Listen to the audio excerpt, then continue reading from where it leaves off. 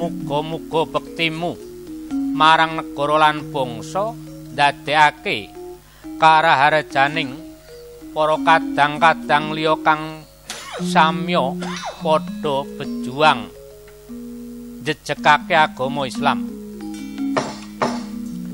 Laskar Muslim lan sira laskar mukmin, dene piye sakwise perang salib wis purna apa ana telik sandi mata pita kang ndadekake ngganggu karaharjaning negara. Noringgih Gusti kula Sultan Salahuddin Al-Ayyubi kados purnaning wontening perang salib punika samya adhem ayem tentrem boten wonten salah tunggaling punapa saengga para kadang-kadang muslim saged saek-saeka kapti nindakake dawuh Gusti kula Sultan Salahuddin Al-Ayyubi. Oh ladalah syukur mayu bagyo. Lah yen pancen mengkono endi kadang musi laskar Jurdo lah kok ora ketok ing kene kadosipun dhewe nindaken telik sandi kalian rencang-rencang Gusti kula ingkang suwan piyak.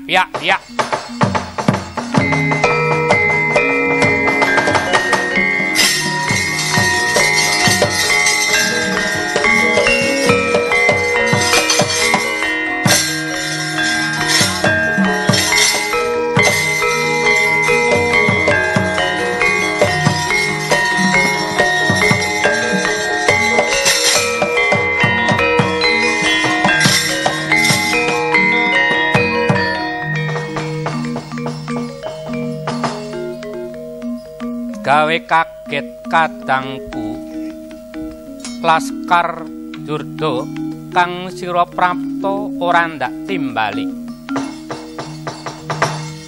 Gusti kula ingkang agung Sultan Salahuddin Al-Ayyubi mbok bilih kawula ngaturaken sugunging samudra pangaksami ing rikalenggan kula gadah pawartos ingkang enggal.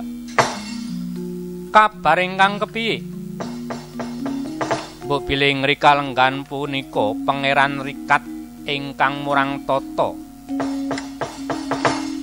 Piyambakipun curang dhewekipun mangsah perang ingkang boten wekdal ingkang dipun tentokaken. Samenika mbarang ngamuk nerajang barisaning para kadang muslim. Yo yen pancen ngono aja wedi kangelan telutuning sira laskar kang ndadekake mandhegani pajuriting para muslim. Budhalo dina iki tetulune kantenen para prajurit kang cukup kanggo nandingi panggeniganing si Pangeran Rikat. Menawi mekaten kula ingkang medal pasiran kaliyan kadang yo budhalo para laskar. Sigra cancut gumregut arsa nindake dawuhe Sang Nata